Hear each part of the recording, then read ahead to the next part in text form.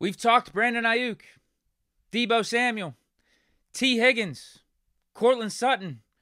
Recently, DK Metcalf has been brought into the fold of potential receivers that the Steelers could be trading for. Is there a name we've forgotten, though? Davante Adams, Raiders. Is that a team that the Steelers could be doing business with? Could Davante Adams actually be a future Steeler? I'm going to list a few of the reasons why I think Davante might actually be the answer here for wide receiver. It wouldn't be wide receiver 2. He would be the new wide receiver 1, but that outside receiver alongside Pickens. Maybe it's Davante Adams. No, I'm just messing with you. I'm not going to do that today. No more receiver talk through the weekend. Can we do that? Next time we talk receivers, let's make that next week at some point. Monday. I think that's the first day that we could start talking receiver trades again. I'm worn out. I'm done. No more receiver trades for the rest of the week and into the weekend. Today's show, though, it's going to be quick. We're going to talk Dan Moore potentially starting for us, Tyler Boyd visiting a couple other teams, and then fifth-year option predictions for Najee Harris and Justin Fields because the deadline is later today. I forgot to check the exact time. It's got to be either 4 or 5. So maybe even while I'm doing this video, the Steelers have decided whether or not to pick up Najee Harris's fifth-year option because that's really the sticking point here. Justin Fields, we know they're not going to pick up that option. He's due $25 million for that fifth-year option. That would just make no sense. Now, if the Steelers want to extend him, I think that's a completely different story. Give him like a Mitch Trubisky type of deal over the next 2 or 3 years. It gives him some added security, but I could also see why he would maybe not want to do that and instead just let the year play out and test the market next offseason. So there's that. You know what? Let's just do the fifth-year option predictions right now. I was just talking about it. Justin Fields, I'm saying no. Najee Harris, he's going to be due if the Steelers pick it up, $7 million. It's almost $7 million. It's like $6.9 million if the Steelers pick up his fifth-year option. It's only for 1 year. So I'm going to say yeah. Yeah, I don't think it's that risky for the Steelers. And I think they value Najee Harris as a leader in the locker room, being a former first-round pick, and just the durability and availability that he provides. 3 1,000-yard rushing seasons his first 3 years in the league. He's the only running back that was able to do it from 2021, 2022, and 2023. The only one that has 1,000 rushing yards in each of those seasons. So there's something to that. I think we all can agree that we wish Najee Harris was a little bit better. We expected more from, us drafting him in the first round.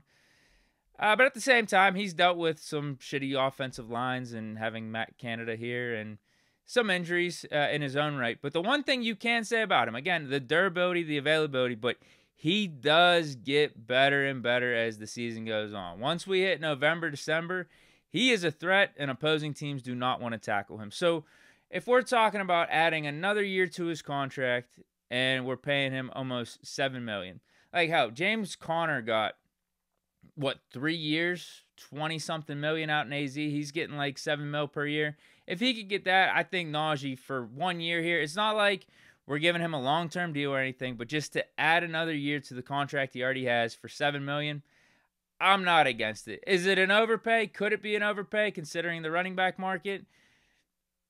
A little bit, but maybe that's actually fair market value for him because you're seeing some of these RBs this offseason. Saquon Barkley getting 13, Josh Jacobs getting up into the double digits. I'd say Najee is a tier below them, so that would put him in the $6-7 million range.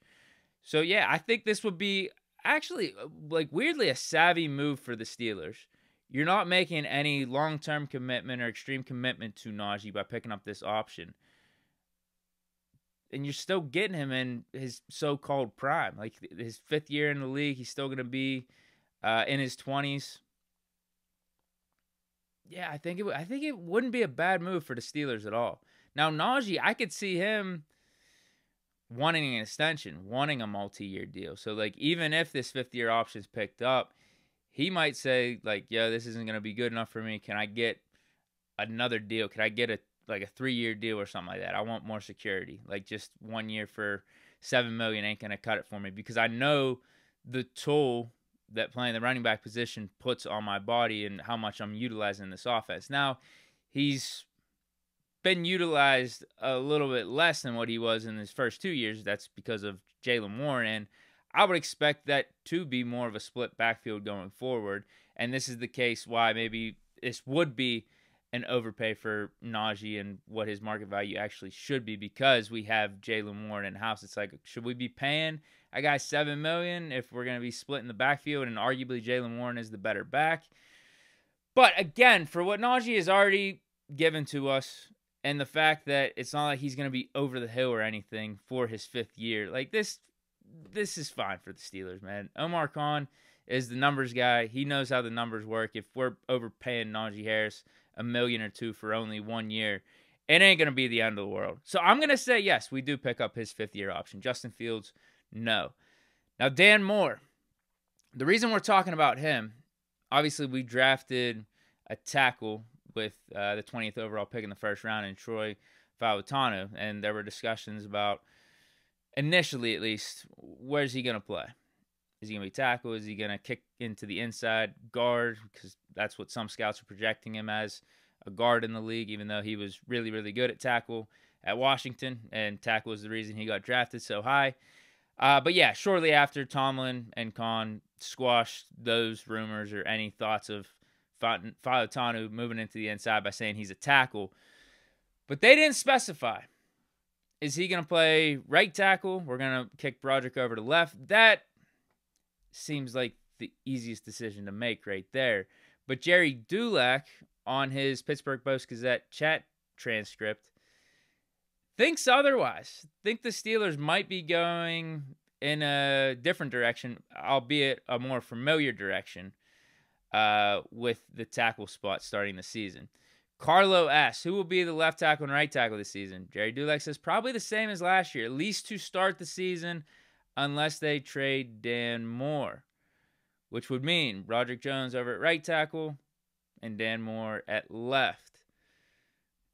Don't like that at all. Why the hell would we draft Troy Fautanu with that first pick when you had a Quinyon Mitchell available, when you had a Brian Thomas available? You had a ton of studs there, and I get it. We needed offensive line, which is why we took Troy Fautanu. And we drafted Broderick Jones last year for left tackle. We played him at right tackle whenever Chooks had his whole spiel with in the Jaguars game, and Tomlin ended up benching Chooks. We got Broderick on the field. He played right. So, okay, you draft Troy. The no-brainer move is get Broderick over to his natural position and put Troy over to right tackle, which probably fits him best for the pros. But if we're not going to do that, I get it. This is more of a long-term decision stuff. What happens in Broderick's rookie year, or even going into his second year, or with Troy, what happens in his rookie year, doesn't dictate how they're going to be as professionals long-term. But we're talking about some critical development here. Like, why are we wasting our time and having Broderick go through this whole offseason taking snaps at right tackle when we know the vision for Broderick is going over to left? Like, what are we wasting our time for? Like, I feel like this decision is just wasting time, which again goes back to, like, if we were going to do this, like, why didn't we draft Brian Thomas? Why didn't we draft Quinyon Mitchell? Because those are two positions we're talking about right now that the Steelers need in free agency or via trade. We wouldn't have to worry about that. If we were just going to start Dan Moore and Broderick Jones this year, why didn't we get a guy that will maybe have more impact right away? Again, this is a long-term decision, and who you draft, it doesn't necessarily have to be the be-all, end-all, but what happens in a dude's rookie year or going into his second year. But Broderick Jones is supposed to be our left tackle. Don't you think it would be very valuable for him to get all the snaps that he can at left tackle this offseason and in training camp to get him ready to play left tackle? Again, his natural position. Doesn't that make the most sense? I get it. Maybe you want to give Dan Moore the nod here because he's been a veteran. He started how many games? But to me, this don't make sense. Now, this is really just Gary Dulac speculating because he didn't put anything definitive on this. He said probably the same as last year, at least to start the season, unless they trade Dan Moore. They could trade Dan Moore. They traded Kevin Dotson last year. Yeah, I think that's just his hunch right now. We still got a long way to go for the start of the season. If I had it my way, though, I would get Broderick over to that left side, and I would start Troy Fautanu at the right side. Even if you have to have a competition between Broderick and Dan Moore, do that. But get Broderick over to the left side. That's why you drafted him.